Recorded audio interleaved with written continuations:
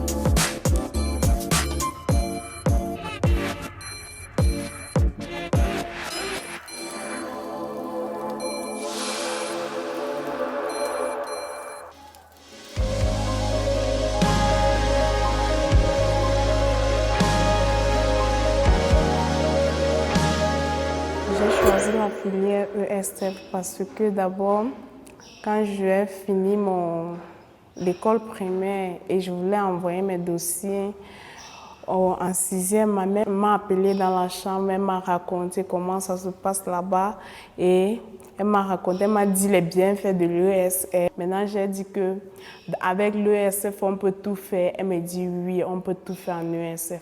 J'ai alors dit ok, je vais prendre l'ESF. J'ai choisi la ESF parce que je vais faire l'hôtellerie. Je vais être un grand chef d'hôtel. C'était au coup moyen de... On nous a demandé ce qu'on veut faire. Et ma mère a dit qu'elle ne dit pas à un enfant ce qu'il doit faire. Et pour réfléchir ce que tu dois faire, tu dis. J'ai dit je voulais décorer les choses. Ma mère a dit que c'est ce que j'ai choisi. On met là-bas. C'est comme ça que je suis entrée dans la ESF.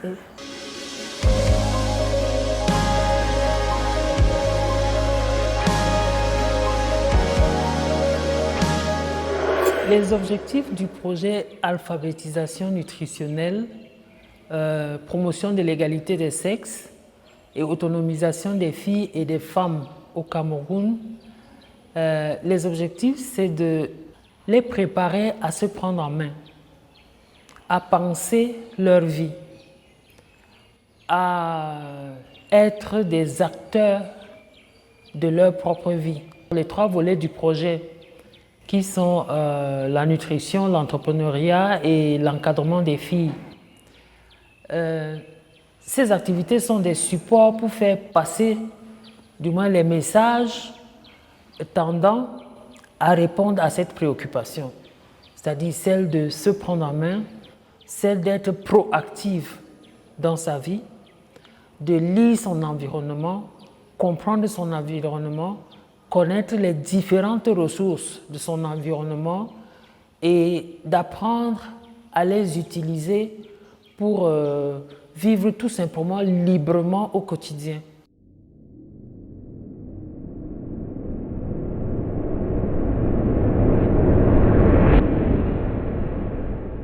Le nombre que vous êtes par région, ce n'est pas pareil. Donc, certains vont se retrouver avec les gens de leur région. Mais elles ont fait des villages. Non, ici. Voici, vous êtes du même village. 4e village. Chaque village fait son règlement intérieur. Chaque village choisit un responsable.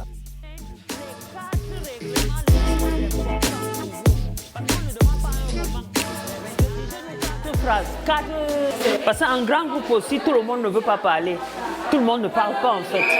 Donc pour nous, c'est important que tout le monde participe. Le Cameroun est fait de près de 250 tribus et on est obligé de vivre ensemble. Venant de différentes régions, quand on se mélange, on discute, on apprend à connaître l'autre. C'est aussi l'apprentissage de la tolérance.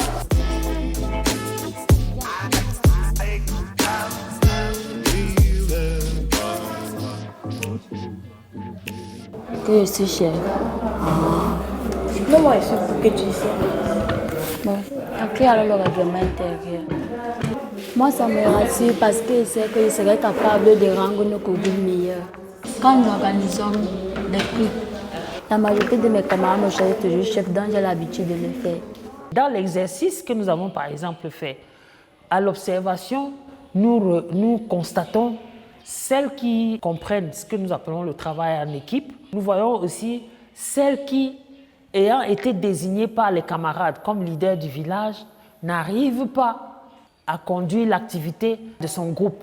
Nous avons toujours des outils d'évaluation du projet et de chaque volet du projet d'ailleurs, qui nous permettent de savoir si nous prenons notre fille du point A au point B.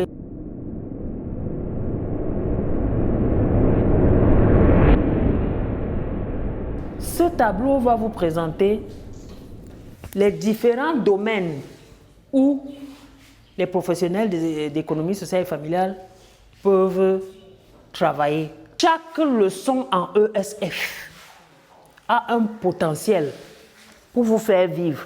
Apprendre à trouver l'idée ou l'activité qui génère les revenus. Il faut apprendre à reconnaître ça. Si tu veux peut-être réussir, toi-même tu dois t'auto-employer. Le problème c'est que maintenant là c'est difficile. Pourquoi? Parce qu'il faut les moyens pour créer toi-même ta propre structure. Quand tu n'as pas les moyens, comment tu fais? Qui a une idée de ce qu'on peut faire? Oui, Junior. Il faut savoir avoir les relations. Oui, il faut avoir les relations. Il faut d'abord créer ton propre petit fonds, un commerce qui va te rapporter un peu pour que tu puisses un peu t'organiser en créant ce que tu peux pour attirer les clients et te en donner encore plus pour créer une entreprise maintenant.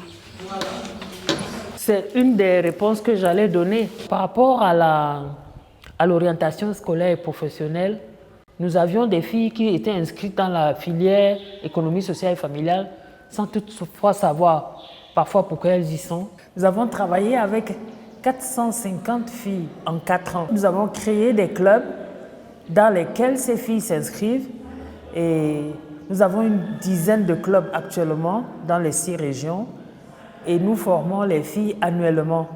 Et au sortir de chaque année, du moins, chaque fille doit pouvoir avoir une idée de ce que c'est que son projet de vie. Donc actuellement, nous avons à peu près 70 projets de vie qui n'attendent qu'un éditeur.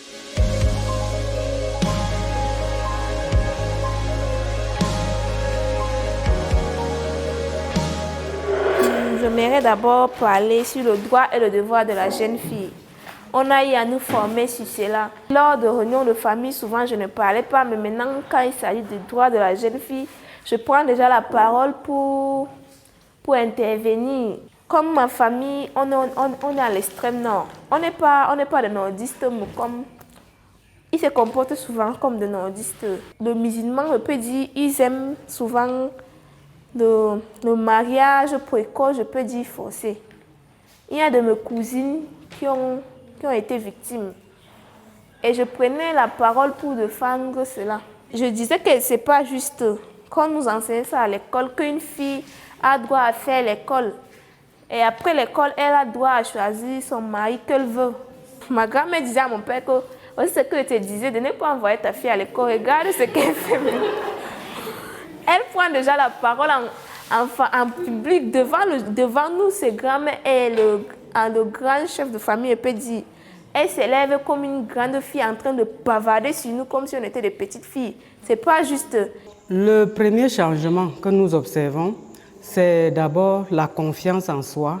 Après, c'est l'expression. Oui, parce qu'au début, elles sont timides.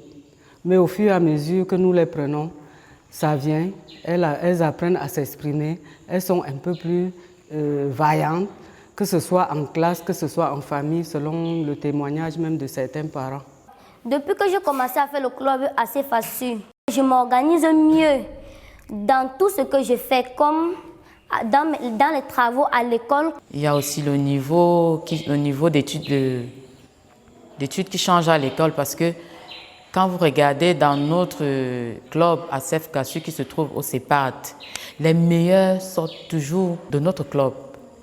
Les premières de tout l'établissement, oui, sont des filles de la 2e année, avec les 16 de moyenne.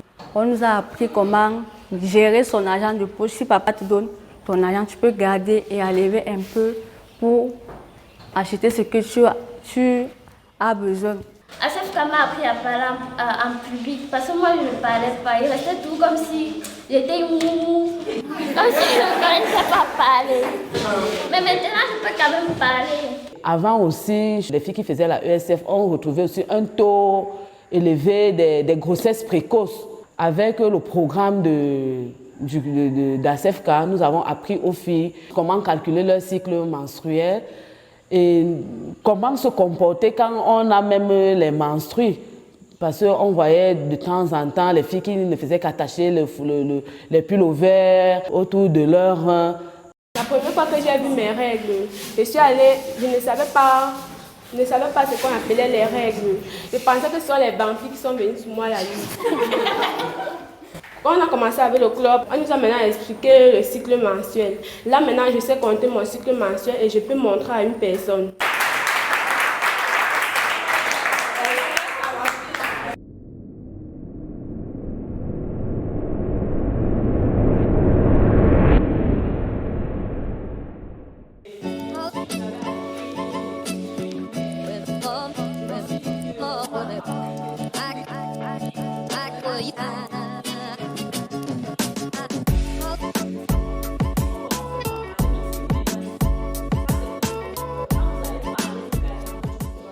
Si vous avez subi un viol et que vous ne parlez pas, vous souffrez dans votre chair, dites-vous que le violeur, il ne s'arrête jamais. S'il a fait ça avec vous, il a commencé depuis. Il va continuer. Si vous fermez votre bouche, c'est peut-être votre petite sœur qui va suivre ou votre petit frère. Il faut commencer par parler, même si vous menacez. Ça, c'est pour vous faire peur. Quand vous allez parler jusqu'à les gens vont être au courant. Soit on va mettre la main sur lui, parce qu'il y a des associations qui suivent ce genre de cas. Mais commencez déjà par parler. Ça va déjà vous aider et aider votre entourage. Le fait de rejeter le garçon, de ne pas accepter des relations avec le garçon, la façon dont il te fait la cour et que toi tu dis qu'on ne veut pas, l'autre vient dire qu'on ne veut pas, est-ce que ça peut causer le viol? Parce que le fait de le rejeter, je crois que ça leur fait un peu du mal et ça peut aussi causer le viol. Évite juste de te retrouver dans certains endroits. C'est-à-dire, tu ne dois pas, il va peut-être t'inviter à prendre une amie. Si tu dis non, ne commence pas à prendre ses cadeaux, ne commence pas à accepter ses invitations, ne te retrouve pas seul avec lui.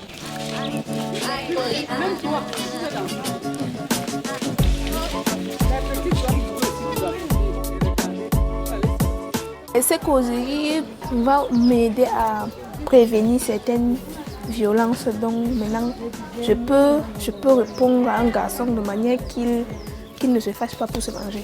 Donc il va comprendre que non, la fille, elle ne veut pas de moi, donc je la laisse tranquille.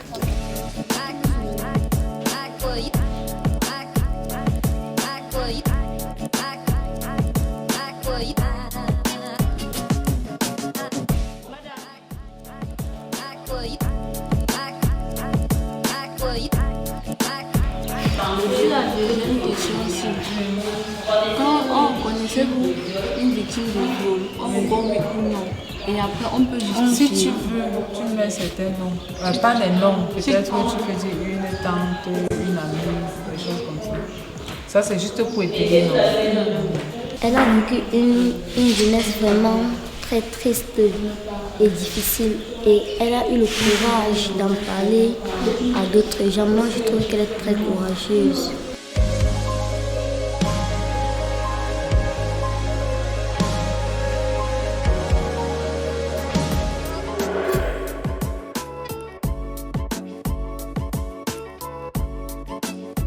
Some of them are dropouts, and then we encourage them to know that coming to a technical education is going to help them to be self-employed. Voici la boucle que nous allons faire ensemble. Et pour ça, nous avons le fil à coudre, nous avons les perles. Bon, il n'y a pas que ça, il y a différentes sortes de pelles. Hein. Vous faites ça suivant le modèle que vous souhaitez. Quand on fait économie sociale et familiale, on fait tellement d'activités artisanales et utilitaires. Et ensuite, maintenant, si on veut exploiter en termes d'activités génératrices de revenus, on fait juste un plan d'affaires et on cherche les fonds pour vendre.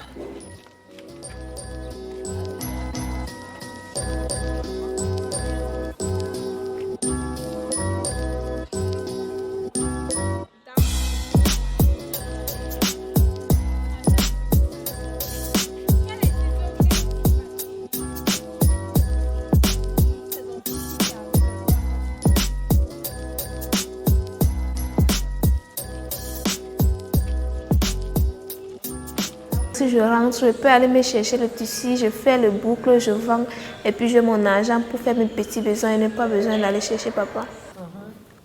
Donc on prend nos cristaux de menthe qu'on va mettre dans la marmite. Après avoir fait fondre du gel, le wax, on met les cristaux de menthe. Et on couvre la marmite. Parce que si on laisse la marmite ouverte, la vapeur va emporter le menthol, ça fait.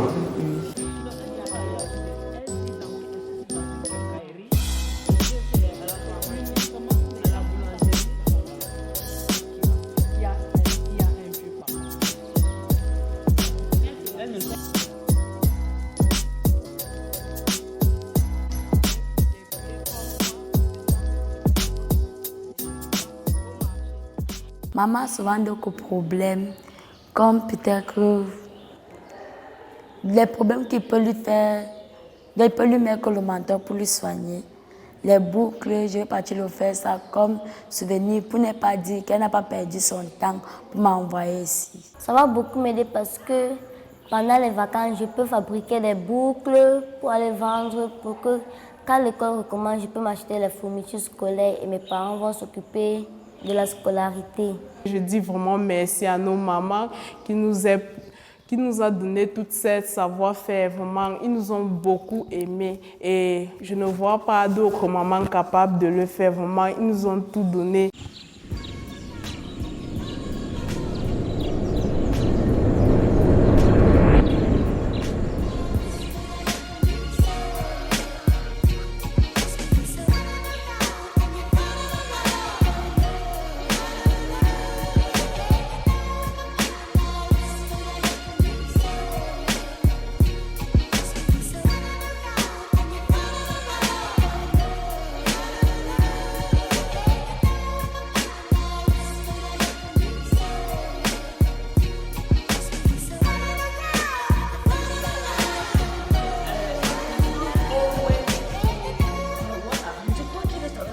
C'est toi le secrétaire? Oui, lui je reste avec l'autre village vient trouver ça ici. L'autre village vient trouver ça ici, il lit, il discute, il donne les avis et puis elle écrit. Normalement, c'est les jeunes qui devaient être les secrétaires, mais le temps ne nous permet plus.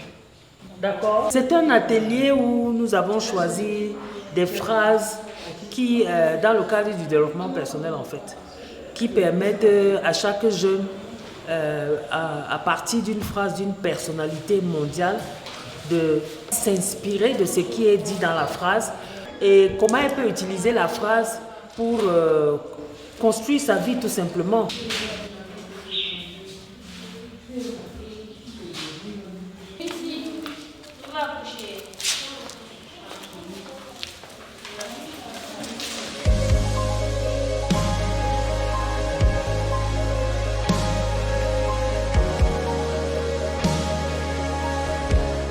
Notre objectif aujourd'hui, c'est vous apprendre comment quantifier les aliments.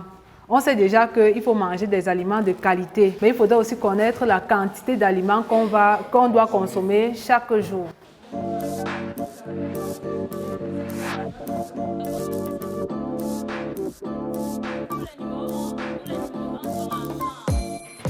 Ça va leur servir à quantifier les repas selon l'âge de chaque individu. Et aussi l'activité physique, parce que tout ça compte. Celui qui mange, celui qui fait un travail de force, ne peut pas manger la même quantité d'aliments que celui qui fait un travail de bureau, par exemple. Parce que celui qui fait un travail de force, il dépense plus en énergie par rapport à celui-là qui est assis dans un bureau toute la journée. Qu'est-ce que vous observez? Le 4, 1 et 2 sont de couleur rouge qui signifiait la construction et la réparation. Et le 3 et le 4, c'était le couleur jaune qui est la force. Et le 5 et le 6, c'est le couleur vert qui est la protection. L'adolescent de 10 à 12 ans a droit à combien de cuillères de haricots? Avec un demi-pain. Et le poisson? La moitié du poisson, n'est-ce pas? Voilà un exemple avec quelqu'un qui fait un travail moyen. Lui, il a le droit de manger 4 maniocs et demi. Et maintenant, pour un travailleur de force, il doit manger combien? C'est ça ma question. Oui.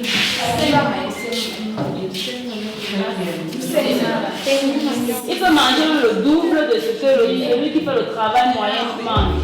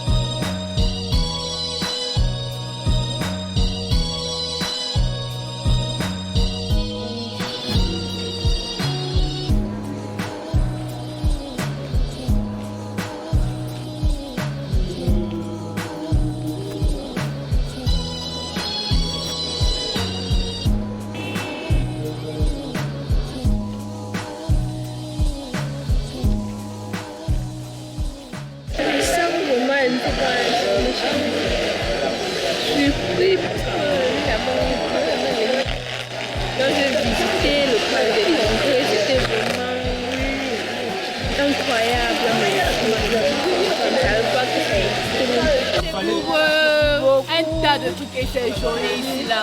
C'est trop top.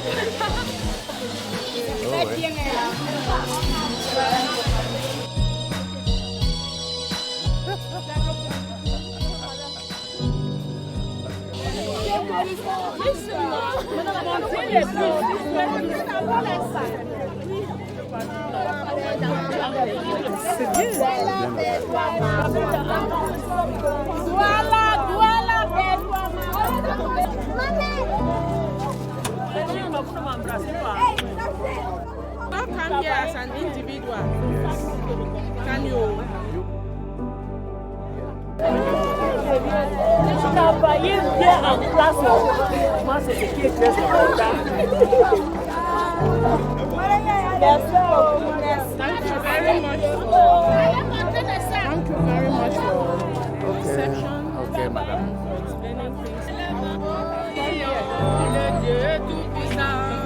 Et tu dis merci à tes parents. Merci de t'avoir laissé venir. Je ne voulais pas quitter mes amis.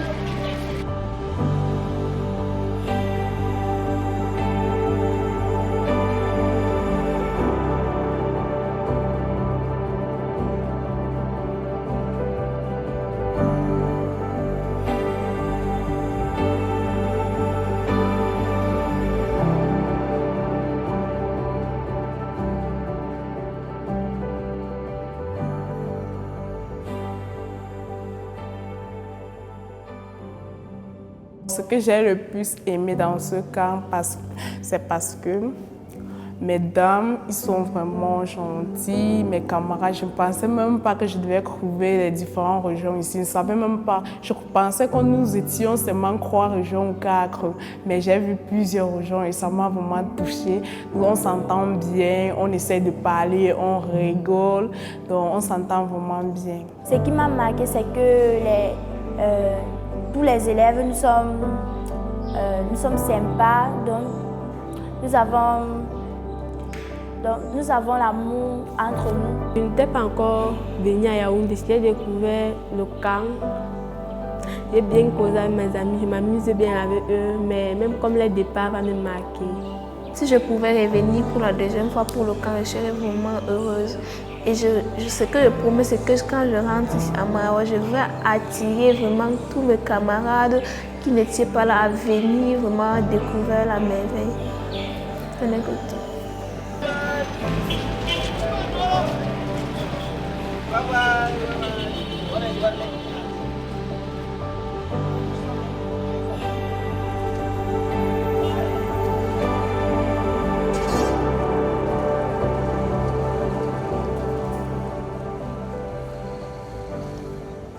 Le partenaire financier qui nous a permis de mettre en œuvre notre projet s'appelle Martalito.